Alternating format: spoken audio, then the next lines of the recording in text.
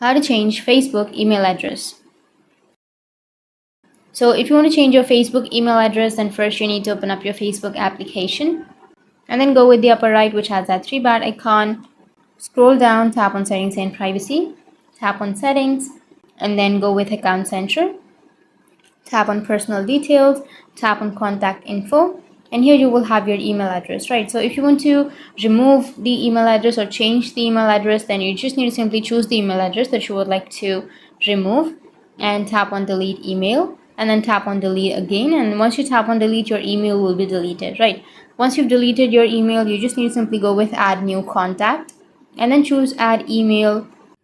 Once you enter the email address, you will receive a code, a 6-digit code to your email address to confirm, and you need to simply enter that code here and then tap on next or save, and that's it. That's how you can change your Facebook email address. And if you have any questions, feel free to comment below. Thanks for watching.